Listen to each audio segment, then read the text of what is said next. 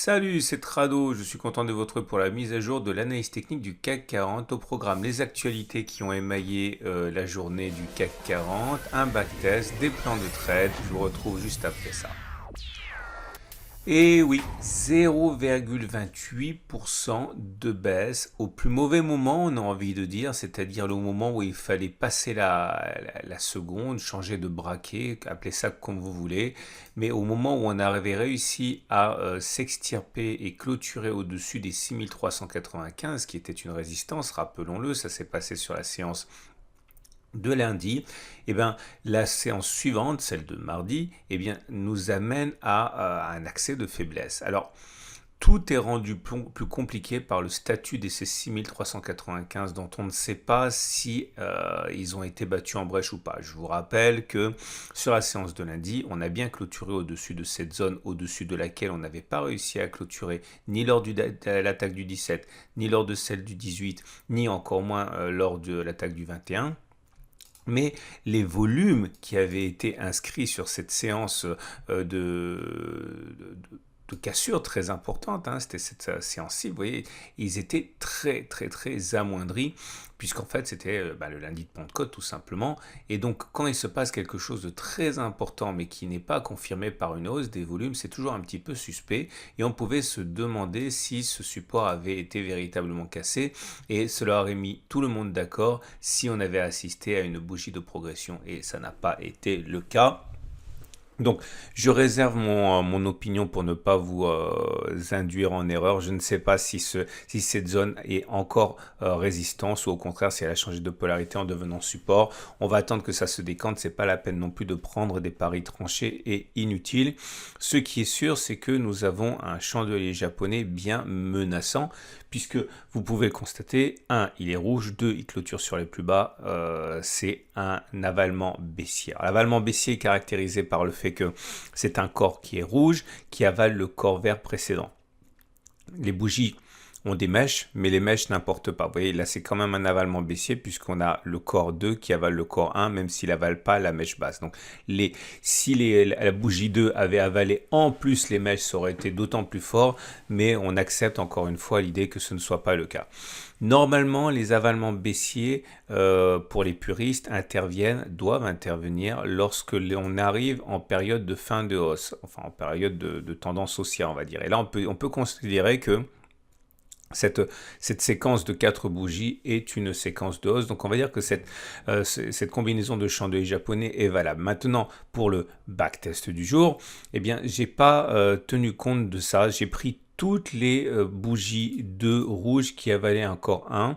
J'ai donc pas discriminé, tout en sachant que ça a un peu réduit l'efficacité de ce backtest. On va le voir tout de suite. Donc, j'ai d'abord regardé ce qui s'est passé lorsque on avait un avalement baissier et le backtest a été jugé réussi lorsque, dans un premier temps, eh bien, on est allé chercher une baisse et une baisse équivalente à la distance entre la clôture et le haut de la bougie 2. Clairement, regardez, là, on a une amplitude de bougie entre la clôture et le haut de la bougie de 0,48%. Si on fait 0,48% à la baisse, eh bien ce sera gagné. Si on fait 0,48% à la hausse et qu'on passe au-dessus du précédent sommet de la bougie 2, eh bien c'est un échec. Et c'est parti. Première occurrence, ici, comme vous pouvez le voir, c'est un échec puisque on a bien eu un corps vert avalé par un corps rouge. La distance qu'il aurait fallu parcourir entre la clôture et le sommet est 1,67. Est-ce qu'on a d'abord fait moins 1,67 ou est-ce qu'on a d'abord fait plus 1,67? On a d'abord fait plus 1,67 ici sur cette bougie, donc c'est perdu. On enchaîne. Ce qui nous intéresse, c'est les pouces qui peuvent être soit vers le haut, soit vers le bas. Voilà un autre exemple. Là, c'est gagné puisque vous voyez, on a notre avalement baissier. On a d'abord fait plus 1,34 ou moins 1,34. On a d'abord fait même 3,76 à la baisse, donc c'est une réussite. Vous voyez, c'est un backtest très simple. Là, c'est encore une réussite puisque comme vous pouvez le voir, l'avalement baissier est apparu ici. Est-ce qu'on a d'abord fait plus 0,95 ou moins 0,95? On a d'abord fait moins 37, on est même allé faire moins 4,5. Bon, allez, c'est parti, on déroule et on a la chose suivante. Encore un, c'est le pouce qui nous intéresse, hein, pas les flèches. Alors, regardez, encore une fois, un beau succès ici.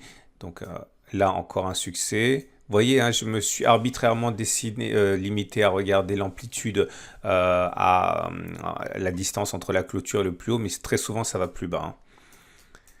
Encore un succès. Alors là, ça c'est un cas dont j'aurais peut-être pas dû tenir compte, puisque comme vous pouvez le constater, la tendance, ça dépend ce qu'on appelle la tendance ici, mais elle était baissière. On a eu un rebond technique, donc ça arrivait sur le rebond technique.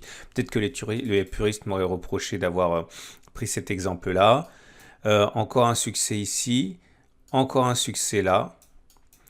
Là, c'est un échec, mais là aussi, hein, vous voyez, c'est un exemple un petit peu hybride, enfin un petit peu limite, hein, puisque peut-on vraiment dire qu'on était en tendance haussière?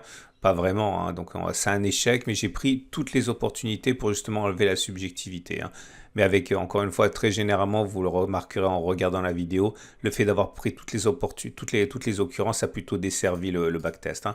Là, c'est un succès également, un échec.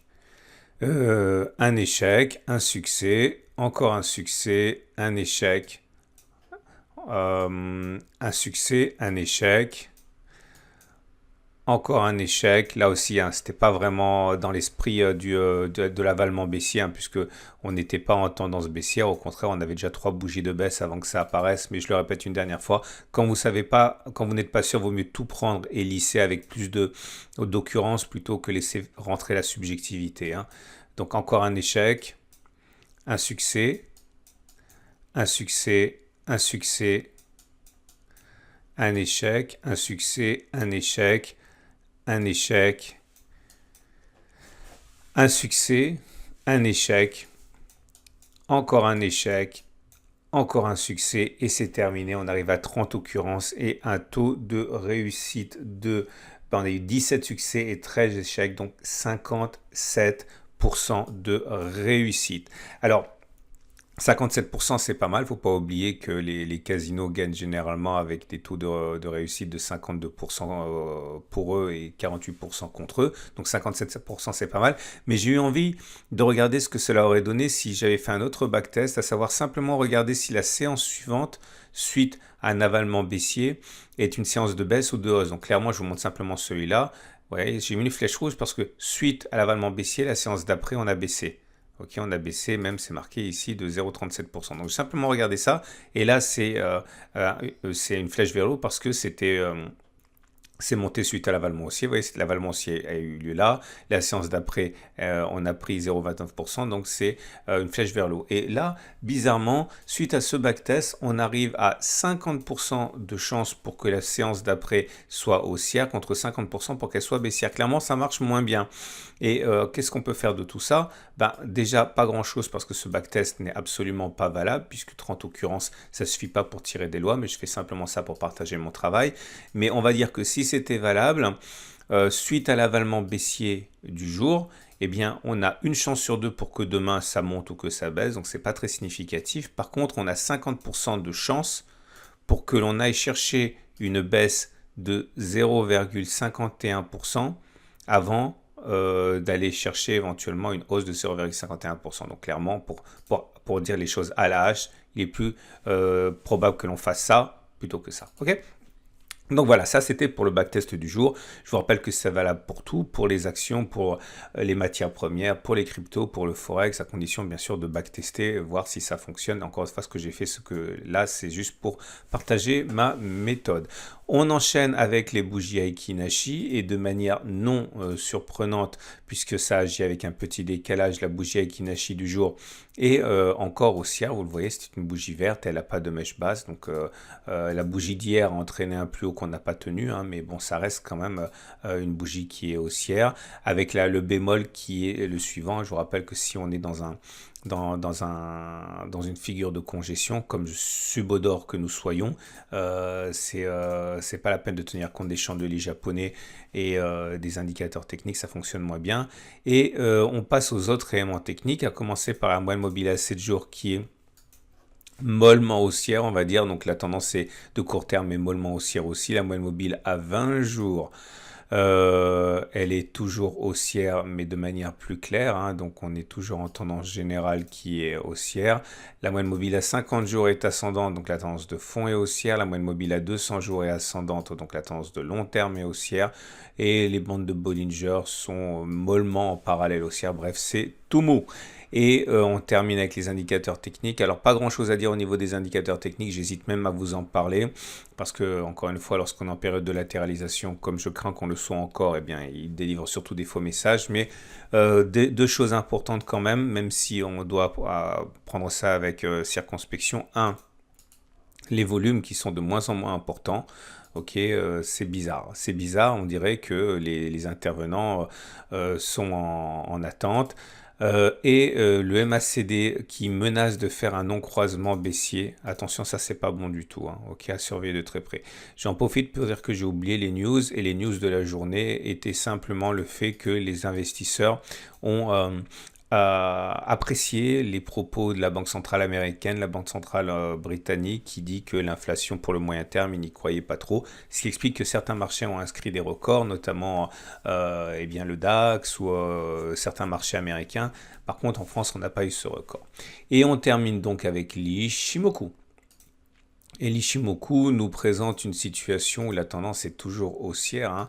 On ne peut pas inventer les choses et faire mentir les indicateurs techniques de manière, impunément. Hein. Regardez. On a le nuage qui monte, on a la Kijun qui monte, la Tenkan qui monte. Le seul regret que j'ai, c'est que la Tenkan et la Kijun, par construction actuellement, s'épousent, se superposent. Si la Tenkan passe au-dessus de la Kijun, il n'y aura franchement pas grand-chose à dire par rapport à la tendance qui sera donc extrêmement haussière. Et ça peut se décanter à n'importe quel moment. Et pour terminer, les trades du jour. Alors, qu'est-ce qu'on peut faire? Alors, si vous êtes haussier, si vous pensez que là, on ne fait que pinailler et que finalement, on a bien cassé la résistance, elle est bien support et que c'est pas la peine de voir midi à 14 heures, vous avez un très bon point d'entrée ici, hein, puisque comme vous pouvez le voir, si la résistance a bien été cassée, qu'il y a bien eu un changement de polarité, qu'on est bien sur un support et que ça va monter, votre objectif peut être tout simplement aller chercher la résistance trimestrielle à 1,10. Vous mettez un stop loss, même si vous protégez par le gap, ici à 0,86, vous avez un ratio gain supérieur à 1, ça passe, hein, donc c'est pas mal. Maintenant, si vous voulez spéculer à la baisse, vous pouvez très bien penser que tout ça n'est qu'une chimère, que de support, il n'y a point, que ça va baisser parce qu'on est dans une situation d'avalement baissier. Vous pouvez par exemple parier sur le fait que voilà, on va faire moins 0,51. Vous pouvez même aller viser moins 60, hein, puisque il y a peu de chances pour qu'on rebondisse avant d'aller chercher le gap si on doit baisser. Avec un objectif à 0,60 et un stop loss juste au-dessus à 0,57, vous avez votre ratio gain supérieur à 1. Ça passe aussi. Quant à moi, vous le savez, je suis déjà empêtré dans ma position baissière, dont je me demande encore comment j'ai fait pour la prendre. Enfin non, c'est pas vrai, j'avais toutes les bonnes raisons de le faire, hein. C'est simplement qu'il y a tellement de capitaux que j'ai du mal à voir comment les marchés vont baisser durablement. Toujours est-il que je suis en position baissière, j'ai mon stop loss qui est quelque part dans la résistance trimestrielle ici, je vous renvoie à la vidéo où j'ai pris le trade, l'objectif est d'aller chercher le support journalier et hebdomadaire ici, on verra ce qui va se passer. De toute manière, c'est fait, je vous souhaite une excellente journée, j'invite à regarder à la fin de cette vidéo l'analyse technique de l'or qui visiblement ne croit pas beaucoup au discours des banques centrales, hein. Regardez, l'or se porte à merveille, et oui, c'est l'or, et depuis qu'on a fait notre double top ici, double bottom, vous voyez, c'est imparable, on est déjà à 13%. Si vous n'avez pas d'or en portefeuille, je ne vous encourage pas à en acheter, mais je vous invite au moins à vous renseigner sur les bienfaits de la diversification en métaux précieux. Et je vous dis à demain pour la mise à jour.